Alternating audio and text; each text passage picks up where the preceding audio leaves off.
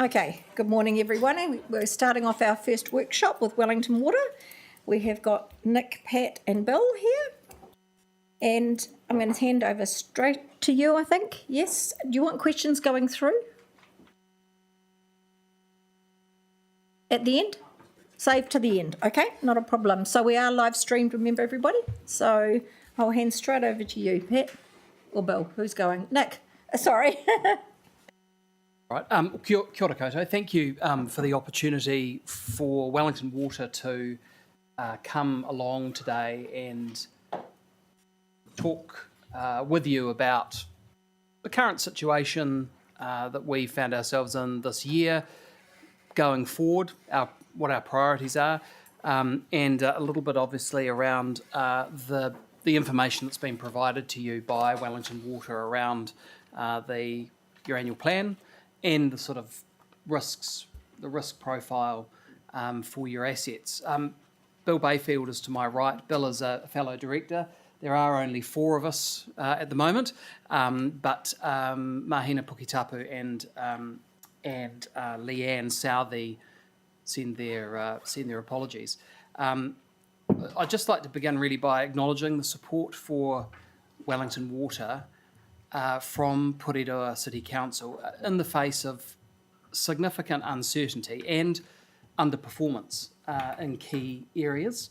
We recognise that impacts your confidence in what we deliver on your behalf and on your community's behalf.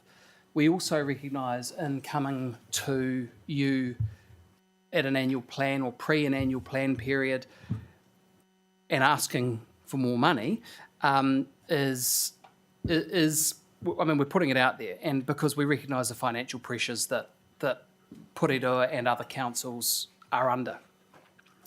Just want to speak a little bit around the budgetary error that was uncovered at Wellington Water around LTP time this year, and apologise to you directly for that. I think it's important that there is a governance to governance engagement kanohi ki te kanohi from time to time, because we can talk about the negative things, but we can also talk about the good things, and there are some positive things for us to discuss this morning as well.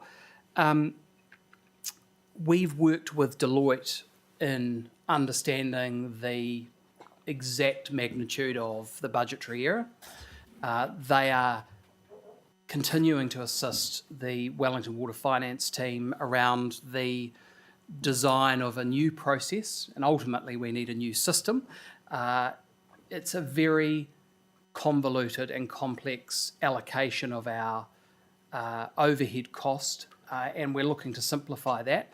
But I do want to be in a position at some point soon to say, not only do we understand the exact amount, we do understand the exact amount, but actually we've fixed the problem so it won't be an issue again.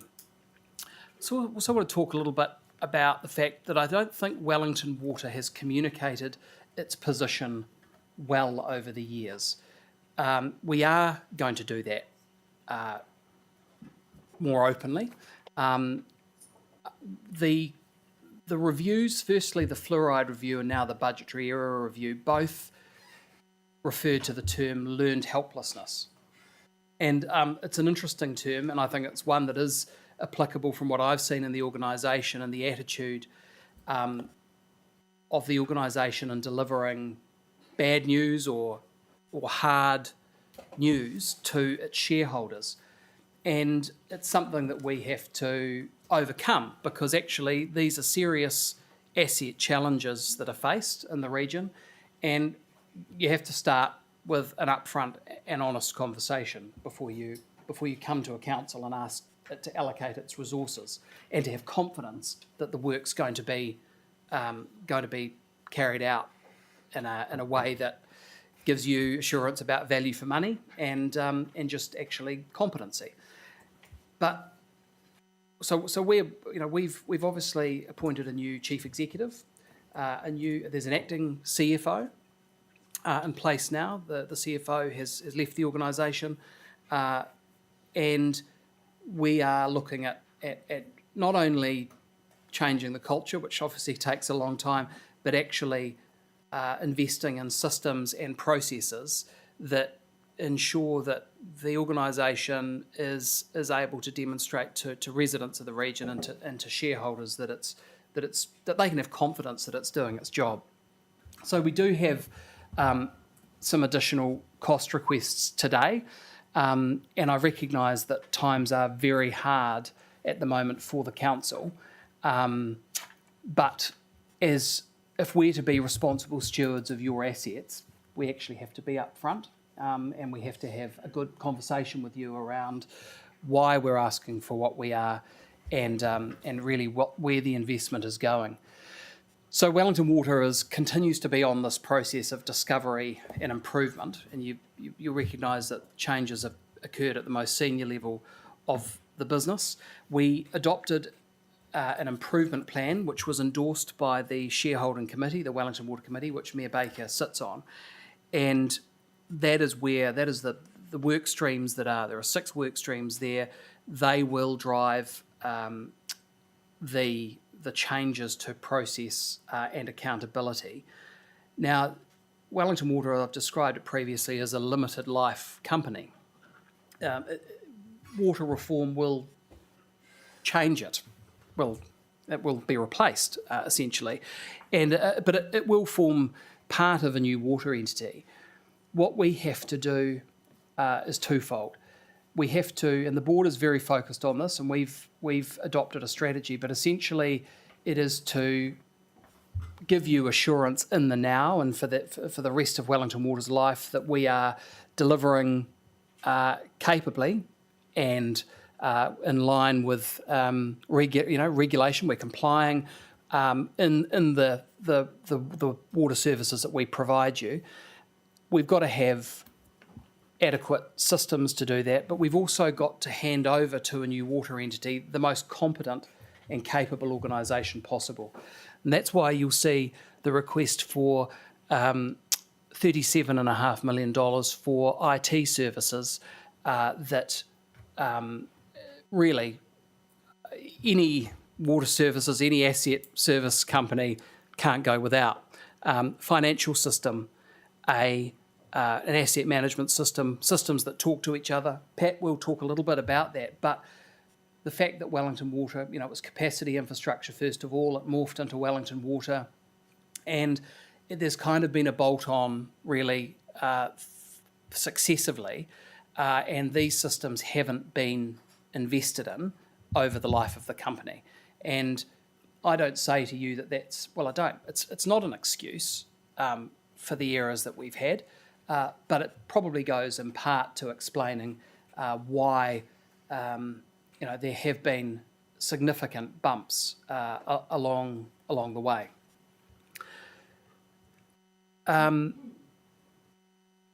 So just finally, I think that there have been questions, certainly in my 2 and a bit years on the board, around value for money. And this is something else that I think we've really been able to sort of rip the plaster off in quite a meaningful way. The way that the contractor and the consultant panels are arranged and the alliance with Fulton Hogan have delivered very well for Wellington Water over the years, where we needed that assurance that we could pick up the phone and say, we need this job done. What we have to do is now move to a situation where there's a bit more competitive tension in the market. That gives you and ratepayers a better assurance that the work that's being done on your behalf is as competitively priced as possible. And we know at the moment that is vital. So that's something that the board and management are moving towards in the new year. It's not going to be waving a magic wand, but it is. It's critical, I think, for us to be able to demonstrate that we're doing the important work on your behalf as shareholders. I want to thank Porirua for its investment in the water, the reactive water leaks budget that you've put in place, and it's great other councils in the region did the same. That has meant, I think, that this summer it's likely, not guaranteed, but likely that we will avoid an acute water shortage. We came a bit close last summer. We're still leaking 40% of the water that's treated at Timeroa and Wainuiamata. That's still not reaching our taps. So the big news really, well, it's not unexpected, but we need significant investment in pipe renewals for both water and wastewater. That will only come with an asset-owning entity that can borrow significantly to really see a significant uptick in the work. And Pat's got some rather worrying figures around, the length of time that will take. But I do want to thank the council for responding to that. Your money is due to run out in April, I believe. It would be nice to have, well in advance of April, some sort of understanding as to whether you might top that up, because it is important that we stay on top of that. But it is not a fix, right? It's reacting to leaks doesn't solve the problem. Replacing pipes does. Water metering over time will do that. Additional water storage at Timeroa. It's a whole mixture of things. At a high level, that's all I want to say. Bill, do you have anything you'd like to say until that? But I will hand over to Pat. We're doing now. questions at the end, Josh. I've got you, and then Mike and Ross.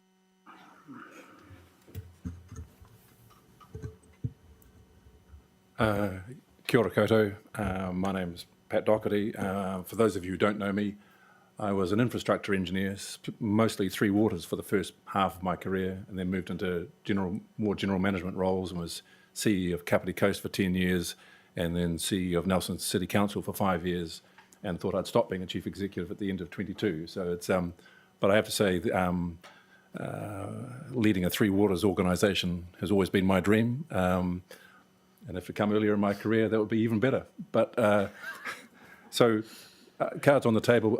I'm not applying for a role in the new organisation.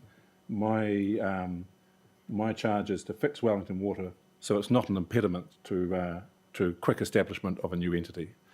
And I just want to talk a little bit about what I've been finding. So the structure, I mean, you'd appreciate I've lived and breathed Three Waters all my life, and I go in there and the structure is so complex I cannot understand it. And everyone has the name network in their title. I talked to Jeremy, who's in charge of the network management group, and I say, Jeremy, what part of the network are you in charge of? None. I look after treatment plants. So we're restructuring because at the moment it's set up that no one GM can make a decision about anything. So I have a list of the internal committees that meet on a regular basis to talk about stuff that because that's how they need to progress. And if they can't sort it out with a unanimous agreement, then it comes to SLT, which would sometimes last a day. Those things have stopped, and we're about to announce the results of a restructuring consultation where I'm simply going for an orthodox structure where one GM is in charge of a topic, and decisions will go to that GM, they'll make decisions, and we'll move on. And we'll be a lot faster, a lot more agile, and I'm expecting we'll get probably a 10-15% lift in performance with that alone. And normally, I have to say, the staff there are very enthusiastic, very skilled, but handicapped by the structure and handicapped by the systems and processes. So when I announced that I was going to restructure the place on day 2, there was probably 100 people in the room, and normally you see them, they fold their arms and they're saying bad things about me, and all I'm seeing is people nodding their heads and saying, yeah, that would be great. I'm also finding now that I'll talk about other changes we're implementing, but people are now contacting me with other things that I should be changing as well. You know, I'm not having to push change. It's more like the hounds have been unleashed, and so it's a good place to be. But trying to restructure the organisation is very much trying to rebuild the plane while still flying it. We can't stop any of the essential work we're doing. value for money, Nick's touched on it, but yeah, there has been this focus on relationships. You would have seen press releases that talked about contractor and consultant whānau. I told our comms team on day one, don't use that phrase, don't put those words in my mouth. I don't have any problem with the word whānau, but that's not the relationship we should have with our contractors. You want a good working relationship with your maintenance contractors. You need them to be making enough money so they can do a good job and not arguing over every variation, nor do you want them to be making so much money that it's not a good use of ratepayers' money, because that's very conscious. That's what we're spending every day is ratepayers' money. So we are making changes to our contractors and consultant panels to introduce more tension into that relationship, and also having discussions with the Alliance about Fulton Hogan about how we do the same thing there and prove value for money.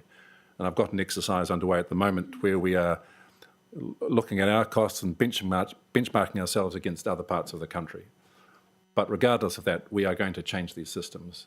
I need to be able to look people in the eye and say that we've got good systems, and I'm not confident that we do. And I met with a few of the consultants and contractors to talk about that, and the next week Susanna, our GM Capital Projects, had a meeting with the consulting panel, where normally she might expect 8 to 10 people to attend. 40 rocked up because they understand that if this doesn't improve, then that arrangement is highly unlikely to make the transition into the new organisation.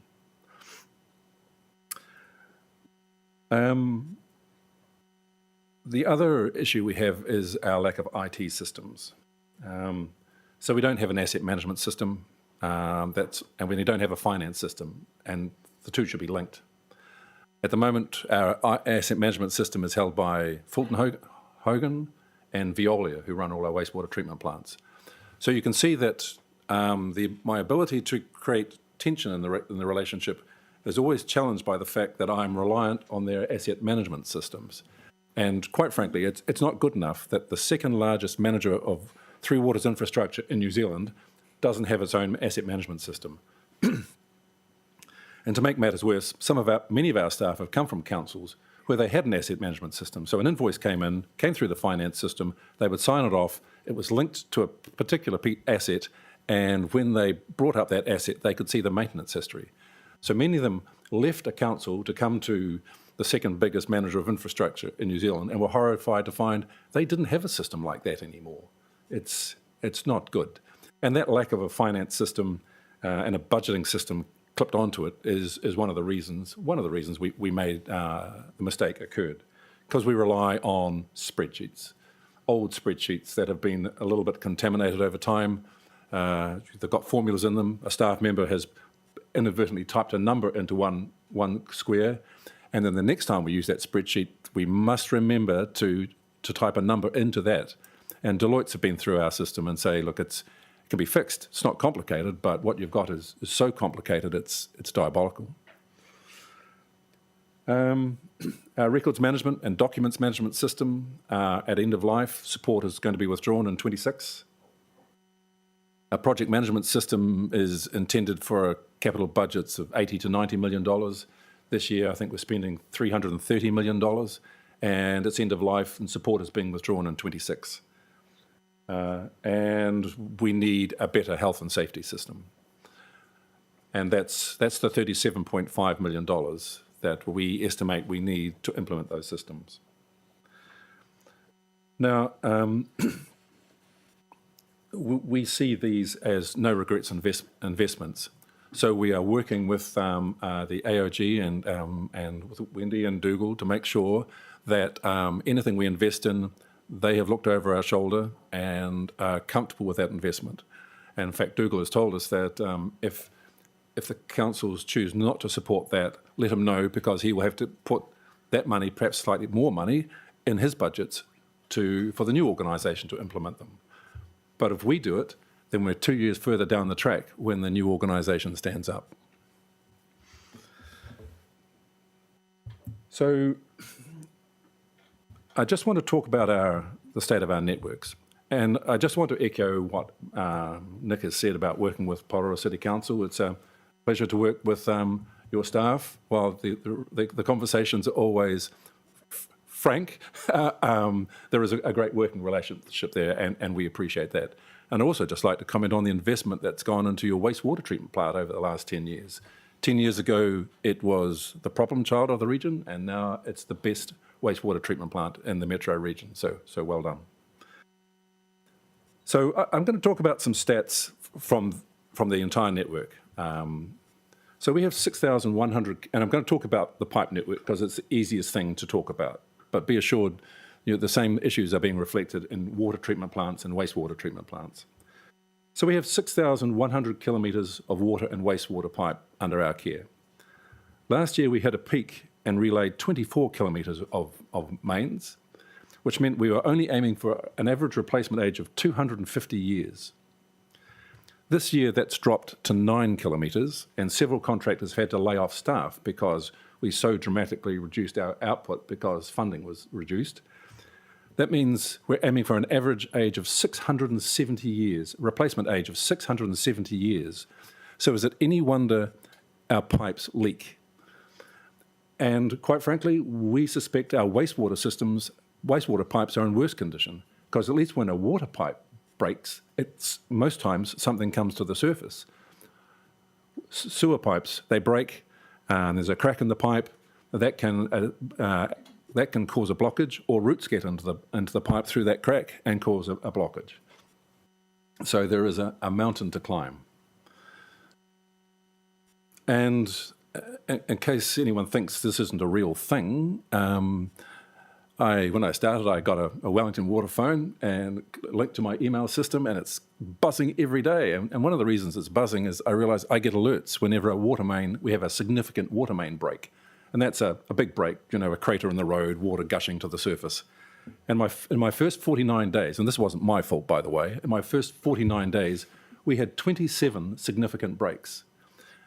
And people in the Wellington region think that's normal. I assure you, that's not normal. It really isn't. That's bad, but it's a symptom of what we've got. And the other depressing thing is, don't ever invite me as your keynote speaker.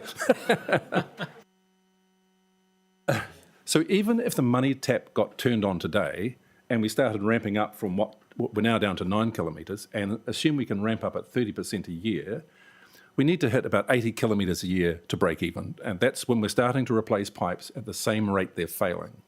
So we think that'll take us just over 5 years to get to the point where we finally stop our network from ageing.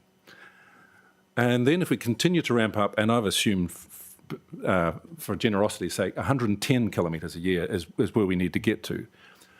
It'll take us another roughly 6 years to get back to where we are today, a total of 11 years. But of course, the money tap's not going to turn on today. If the money tap doesn't turn on till 1 July 26 with a new organisation, then that's another year and a half lost or another year lost of underinvestment and 2 years to catch up.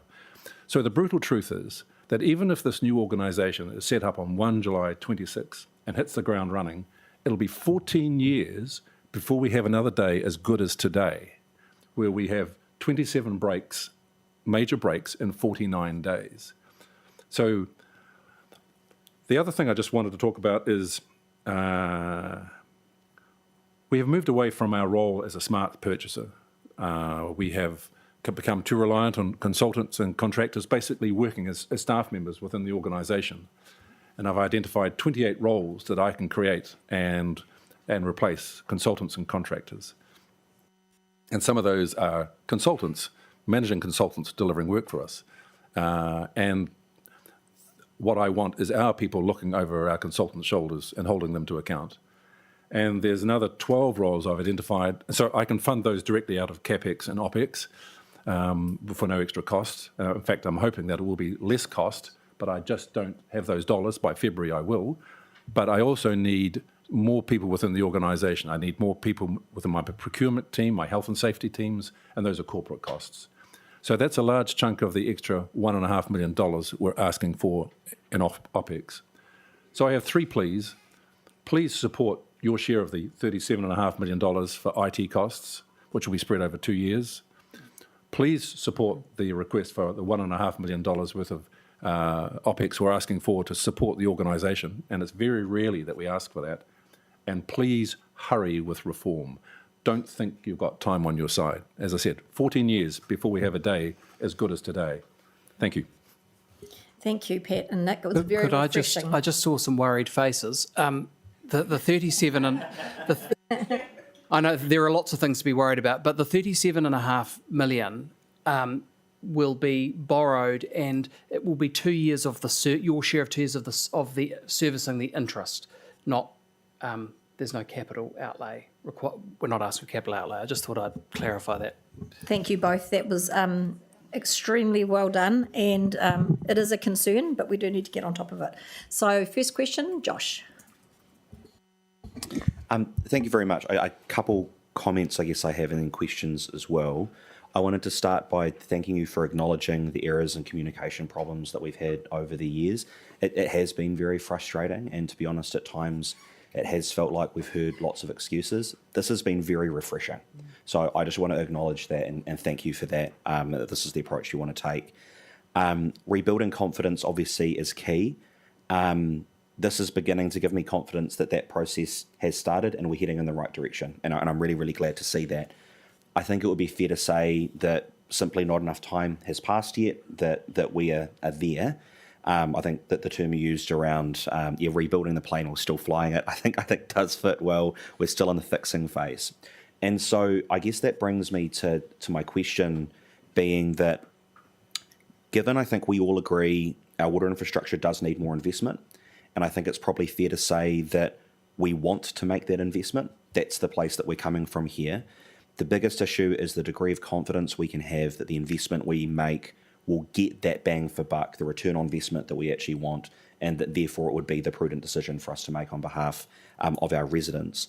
What do you say to the argument that, particularly given the current fiscal environment and that rebuilding phase, that the most prudent course of action would be for us to hold our baselines in place, continue forward that way, but wait for the new entity to be established and for the new entity to then begin that extra work that you have been talking about, as opposed to beginning that investment now? What do you see as the biggest reason or argument why we should have faith that doing this is the most prudent course of action? Well, I think the final point Pat made around the assets actually can't wait. Yep. So if you can do more, the sooner you do it, the sooner the tail will be, will be brought back, and we won't be leaking water or wastewater into the environment. But the other, I guess, my question in response to that, Josh, if that's allowed, is why wouldn't you? What would be your reasons for not investing more if you could? And I recognise the financial position, but what would be your hesitancy to wait? Why would you do that? Yeah, no, and that's fair. And I'm coming from a position. My personal view is I think this is a good idea, and I want to do this. And I guess what I'm trying to make sure is that, given the frustrations we've had, and I think that there's some scepticism in the community as a result of some of these things, that are we just throwing money into a hole?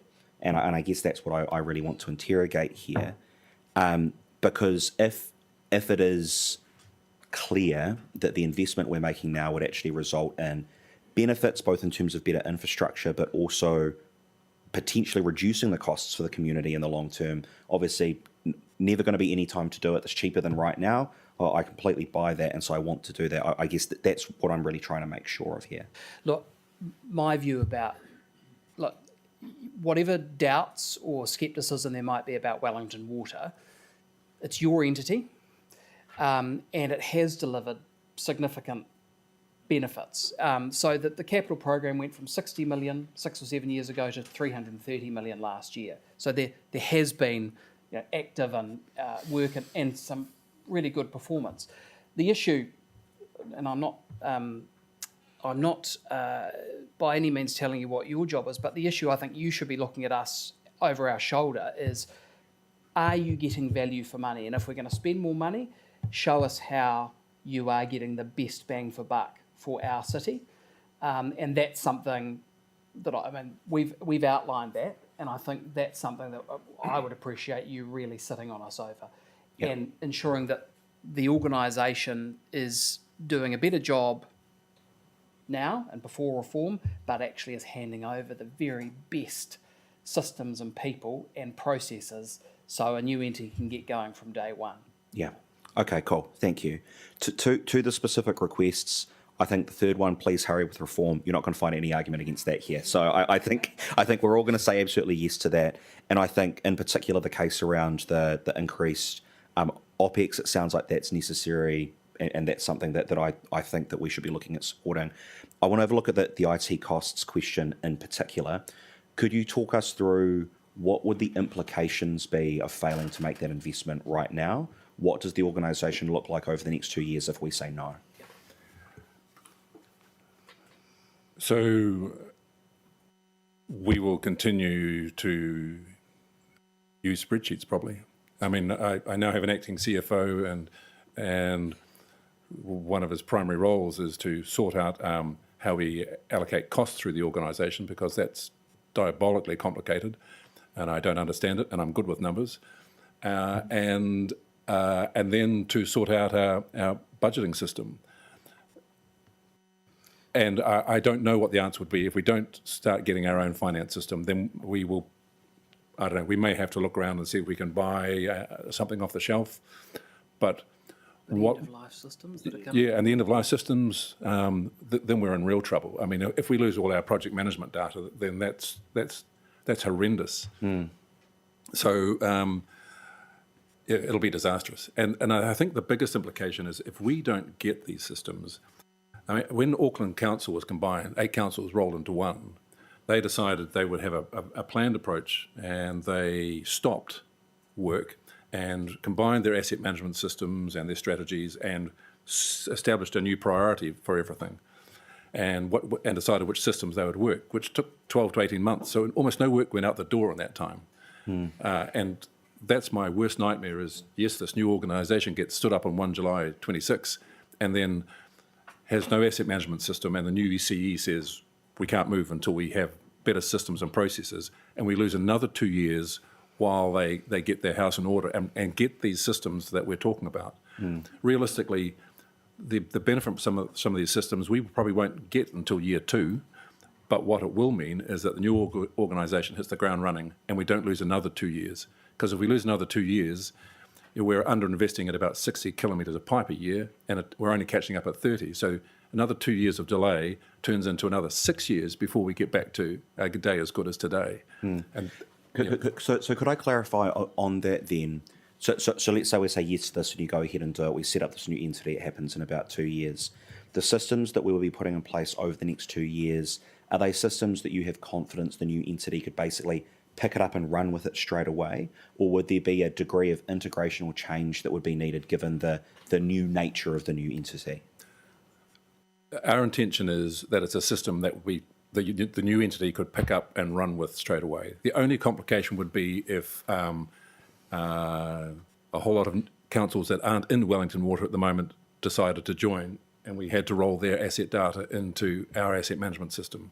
But what I would fondly hope is that we could hand over our own asset management system with our own data and systems that see data from the field flowing into that asset management system, and bills rolling through our own finance system so that we start accumulating a maintenance history. And the good project management systems, good document and records management systems. If they fail, then we're back to paper copies.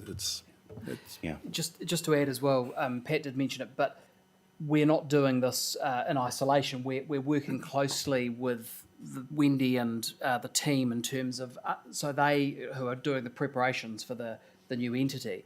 So we're checking at all times that there was a connection. There'd also be a regional CFO's management group to oversee the project. So it wouldn't be in isolation. It would be very much a staged approach into the new entity. So we would be, and the expertise that we've got advising on that, both asset and IT, people that were associated with the NTU, and collected a lot of information and knowledge around how to build this stuff. So we do have, at a very high level at the moment, confidence. But of course, we'd have to be very considered along the way that we were connecting to the right people and ensuring that what we end up with in day one of the new entity is correct and applicable. Okay, thank you very much. That's very helpful. Thank you. I have one last question. Just to clarify around specifically on this, you said that we're not looking for any capital from the council. It's just servicing the interest on the debt for the next 2 years. Where would that debt sit? Because my understanding is Wellington Water can't hold debt itself. So would we actually be taking on debt that would then be transferred to the entity? What does that look like? There are some negotiations in place with another council in the region. Okay. So But we would likely not we be will not. liable for the debt ourselves. We'd Okay. be liable for the interest component of that debt. And do we have a rough ballpark of what we're talking about in terms of what that interest component is? I don't, Ian. Working through that. Yeah, so the CFOs are working together on that. Okay. That's all my questions for now. Thank you very much. But yeah, my follow. Oh, sorry, you wanted to say something, Bill? I just wanted to add a point. That growth of an organisation from a CapEx program of 60 million to 330, as it is this year, with no change in systems during that place, just sends shivers down my spine as a CEO. It is no wonder a major mistake was made. When you think that those key programs actually come to their end of life in 2026 and are not supported by their makers, that puts the new entity in a hell of a position and a very dangerous position, in my view. And what I'd like to stress is that the board has discussed all the things that we would like to fix in Wellington Water and decided that some of them are not appropriate. So we've put before you the IT system, the asset management, the finance system. But for instance, we did discuss a CRM, a customer relationship management system, but we agreed that the new entity is going to be a very different beast and is going to be charging people. So looking at the way Watercare, for example, run a CRM, it's totally different. So we will leave that to them. I wanted you to be assured that we have actually gone through what we needed to do in our organisation and recognised what we absolutely have to do, but what we can leave to the new entity. Thank you, Pat. A follow-up from what Josh asked, because to me this is a no-brainer. We just have to do it. What happens with South Wai pulling out? Does it just go to the four of us for this billing? Because obviously they're not going to want to invest for the next short term. That's probably a Wendy question. It's 5. So 4 metropolitan authorities in Greater Wellington. Yeah, so South Wairarapa is a very small council, so it doesn't really make a huge difference to anything. Okay, thank you. It's a no-brainer from my point of view. Mike, you're already on there, Ross. Guys, that's really cheered me up. We talk about 40% water loss across the region, and we know 20% of that is on private property. So water meters, where do they come into this picture? How soon do they look at being installed? That's us. It's a bet. We look at Mr. Water Meter for that. So I think first cab off the rank is Hutt City in terms of when their funding comes on stream, and we're looking to run a pilot project just to get an accurate assessment of what's involved in the Wellington region. But yeah, so that starts next year, and then we'll get a much better handle on just how much is being lost on the private side. But it is interesting at the moment. I think there are more leaks on the private side than there are on the public side. And the good thing is, once you've got water meters, once people know they've got a leak on their system, they're falling over themselves to fix it, because normally you have a policy where they've got 3 weeks to fix it, and if they fix it in that time, you correct their charge. So there's an incentive. So all of a sudden, councils aren't involved with going out, serving notice, following up, serving notice again to try and get a leak fixed. And you mentioned that you're totally reliant on Fulton Hogan's database and Veolia. So do they hold all the intellectual property of the standard of pipes, the network itself, or do you guys? I mean, councils were notorious for not having a good record of what they had under the ground. Do we have a good idea now? A lot of that depends on what we got from the councils and how thorough they had been and transferring their as-built data into their records before they handed it to us. So Days Bays, for example, when that pipe broke, we found 2 valves that we didn't know existed. We found a piece of pipe that was supposed to have been relayed in 1990 that hadn't been, and the presence of those 2 extra valves, which didn't work, by the way, complicated things. So there's if I was here for the long term, then I would be putting a team in to start grinding my way through all the as-built plans that the councils hold, making sure that's all on the records, because I'm not convinced it's been done. But I haven't had the time. It hasn't been the burning platform up until now. But that's certainly the intention. So sorry, to answer your question, we own the data, but we need Fulton Hogan's system to interpret that data. So we can take the data back any time we want. They don't own that. We own that. And I strongly believe that if you're an asset managing company, then you hold the data, you understand the data, and you make the decisions. And my last question, so you're looking at a bespoke computer system to do all your data, etc. We've just been going through that here at the council with a new data system. And it's probably turning out to cost twice as much as what we expect. Do you expect the same? So that's a hard no to bespoke systems. We'll be buying off-the-shelf systems, and I've already said that we will have to adapt our internal processes to match that IT system. As soon as you start making tweaks to it, as soon as they send an update, all your tweaks fall over. So no, my previous chief information officers have beaten me around the head enough to know that buy off the shelf and make the adjustments, and that's our plan at the moment. And the number we have at the moment includes a significant contingency that we hope to reduce as we get closer, as we get further through the process. And we are still working on this. We consider this a no regret investment, so we have a team that is still working on polishing the specifications for what we want, so that if the answer is yes, we'll be ready to move very quickly. There is probably more staff morale hanging on those systems than anything else we're doing. Ross? Thanks. So I'm absolutely in support of what you're trying to do at Wellington Water. And I think, like Josh, we'll all be in support of that.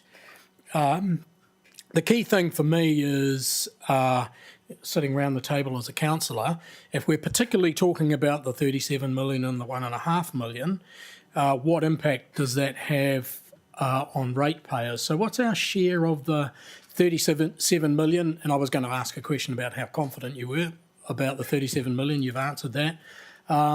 What's our share of the 37 million, and what's the likely impact on ratepayers over the next couple of years?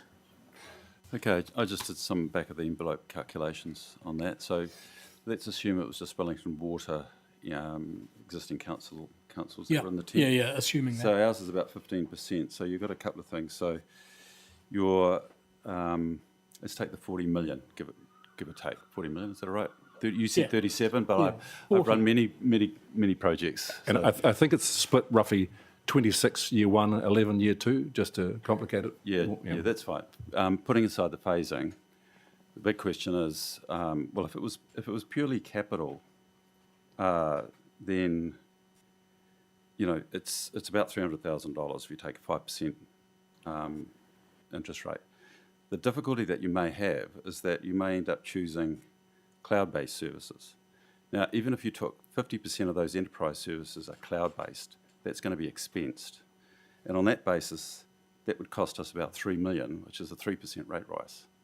So we need to look carefully at how much of that investment is going to be cloud versus actually capital. Can I just say that is not the arrangement that we are negotiating. What we are negotiating is another council borrowing the money and us paying the interest component of it. So it will all transfer to the new entity, this new cost, and there will be an agreement that each council will be required to sign up to to enable that. So that would come to you to approve. It will be part of the annual plan decision making for another council, well, for all councils actually, but those actual costs will then be calculated over the next few months, feeding into the draft annual plan consideration. So it will be a borrowing in another council, and it will be an interest component, which will be an OPEX amount for us, but and in year one it'll be a certain amount, and in year two it'll be another amount. So depending on how the costs fall. So that is how that negotiation is progressing. Understand that, but there will still be a rating impact that we have not considered in our discussions thus far. You'll recall that we have put $2 million into year one of the annual plan. That was part of the workshop that we ran with you, and so that is for the total costs for transition. We will be able to refine those costs. So it was included in those costs? Yeah. That wasn't clear at the time we were discussing it. Everything's included in those costs, but we will refine those costs as we get closer. Okay. Sorry, can I just said sorry again. Can I ask you another question, Pat? In terms of, great to hear about agility and restructure, and particularly about value for money. So how are you going to judge that we're getting value for money? When will you know? And will it translate into us being given that we've allocated in our long-term plan X amount of dollars, which is listed in all the projects, etc. Will we be able to say, for example, replace more kilometres of pipe with the same amount of money, and when will we know that?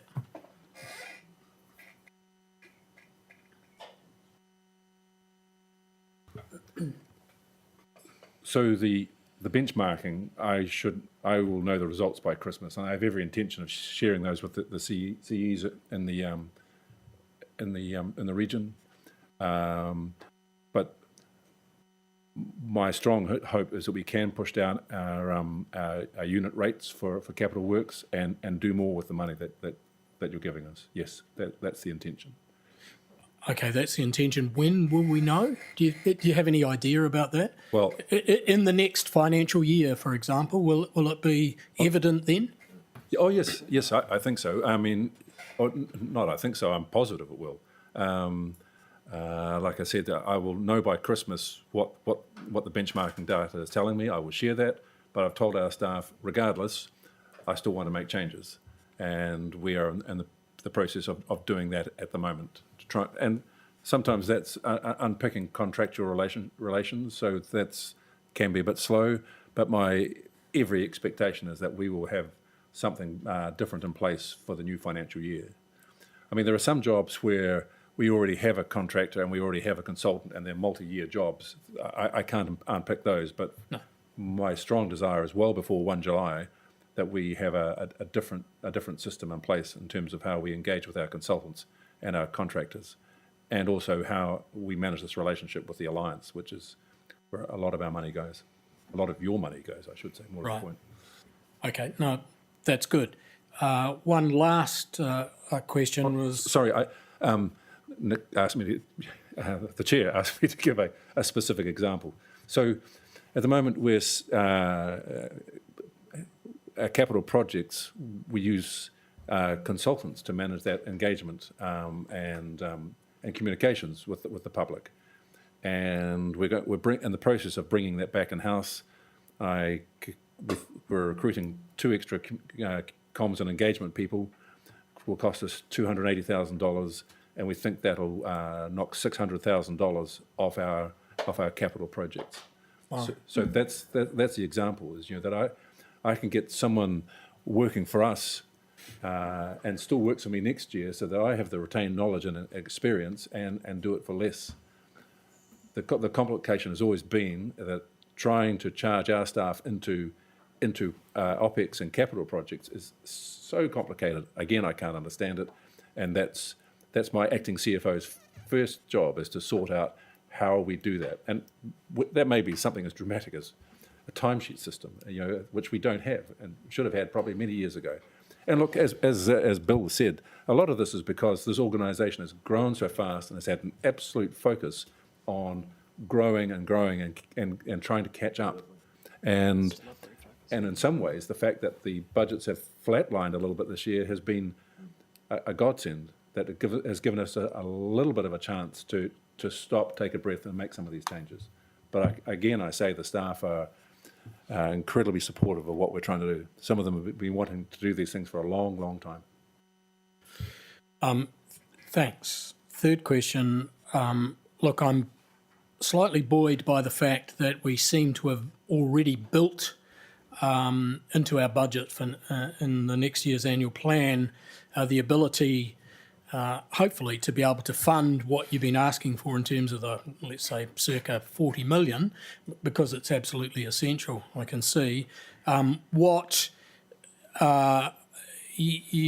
you specifically come along and asked us to spend more money on replacing pipes as well, or you're just giving us the outline? Because I don't think that we have the wherewithal to be able to spend more money on renewals, or not a significant amount anyway, if any, given what we've already on top of what we've already budgeted, which is hence my question about getting greater efficiencies.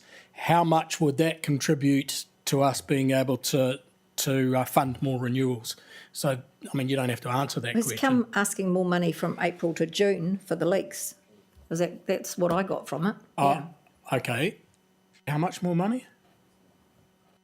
Well, Mike will tell us that. It's in the hundreds of thousands of dollars. Just on that, can I just say we're working very closely with Wellington Water staff, monitoring that budget as we go. Last year, we actually put more money in there, but didn't need to spend it in the end. So we're watching very, very closely. We may not need to do that. So don't want to kind of jump until we actually need to. So is that fixing leaks or renewals? It's OPEX. It's fixing. It's maintenance. No, it's just maintenance. It's not. I was talking about renewals, freeing up money for us to be able to replace more kilometres of pipe, because we're not replacing very many. In your story, well, it's not a story. The reality is quite harsh for us. Is he?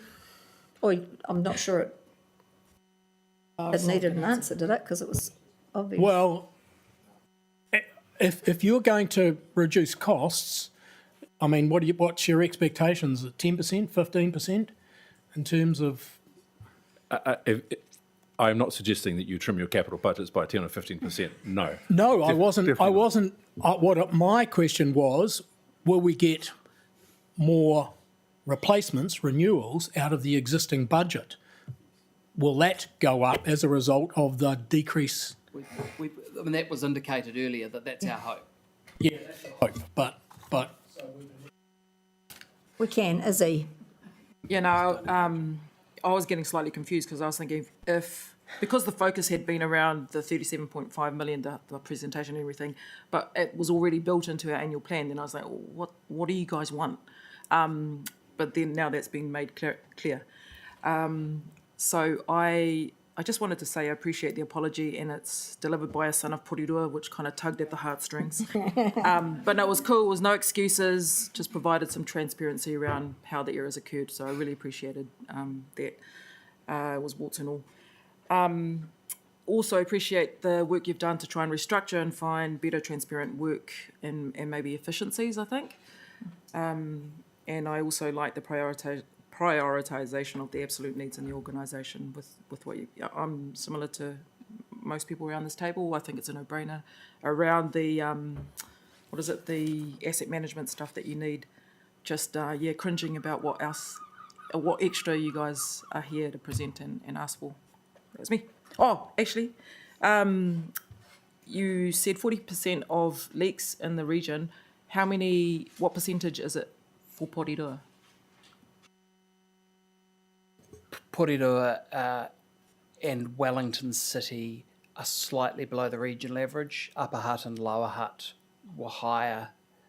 It's within a few percentage points. I don't have the up-to-date figures. Kathleen? So the 37 million that you're asking for, that's yet to be determined in terms of how much it will cost as an interest expense. But is that coming out of the 2 million that was just discussed in that annual plan workshop?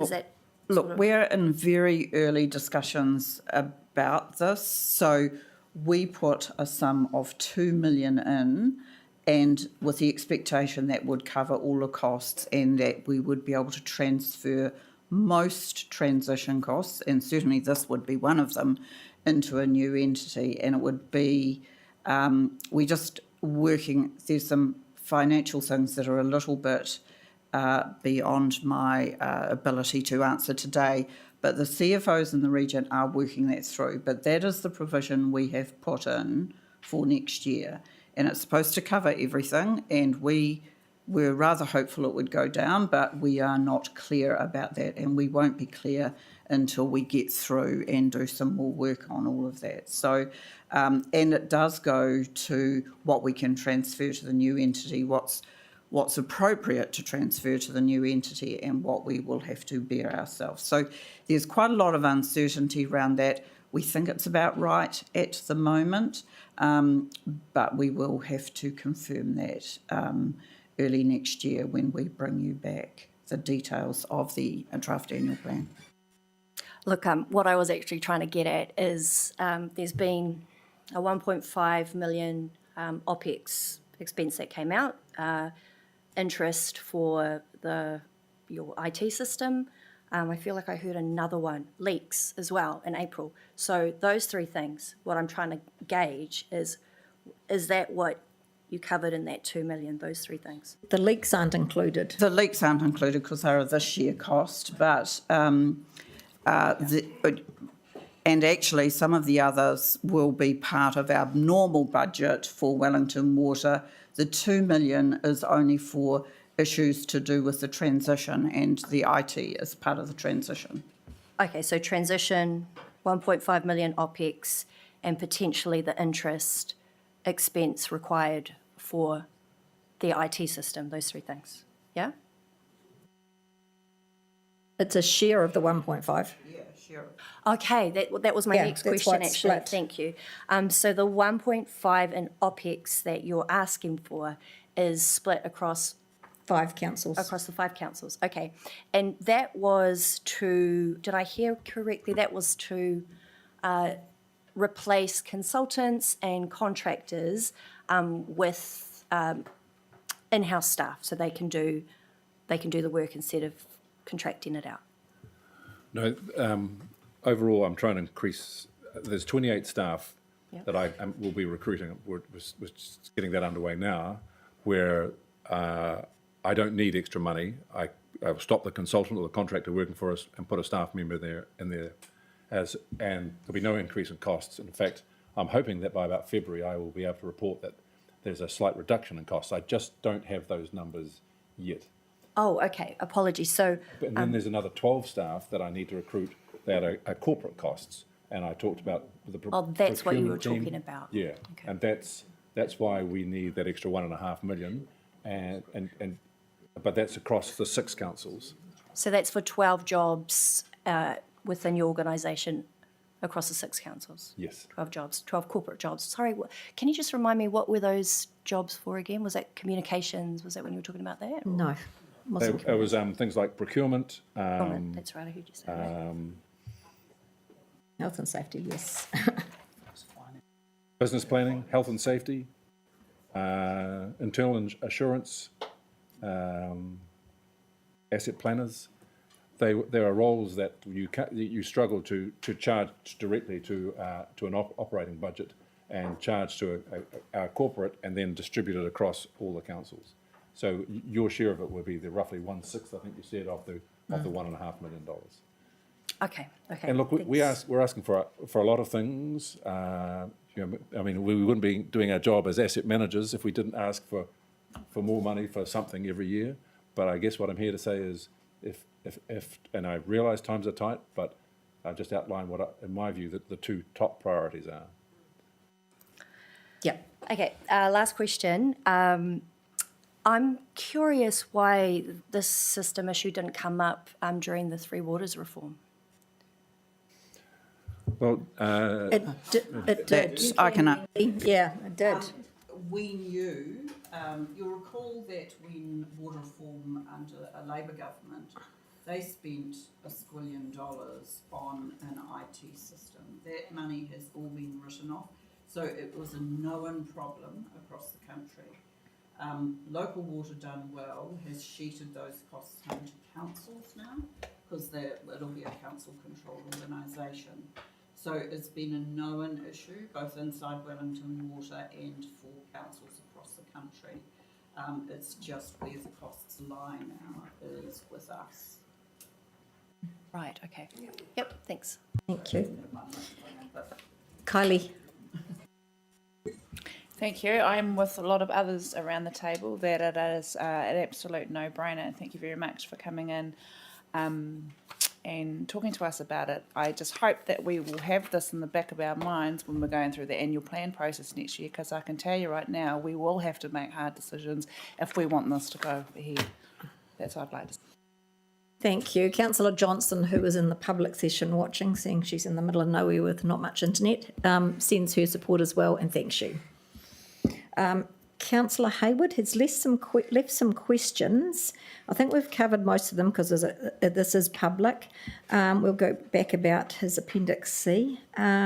He's asking about local plumbers and things getting jobs because of the current crisis, but I think I've sent that through to you. Can I talk just a little bit about that? Pat, we're continuing, having run a trial with plumbers, we're continuing to sort of progress that issue, and there isn't an answer yet. But in terms of local work for local contractors, there has been a significant impact because capital budgets have been reduced across the region, and I think Pat alluded to the loss of actual jobs. So the capacity of the contractor market to do work is reducing because of the restrained capital. Jobs have been lost, and that's really unfortunate for those individuals and for when we want to ramp things up again. That is actually, that's the biggest impact. We are, you saw the dance that there was between Wellington Water and plumbers earlier. What we have to do is work out exactly what work plumbers can do. This is a public network. You are asset owners. Public health is involved. You'd want us to take the most risk-averse position possible. That's not to say there isn't opportunity, but as you can see, we've got other things happening at the moment, and that sort of has overridden the work we're doing with plumbers. But Pat will be meeting with the plumbers shortly.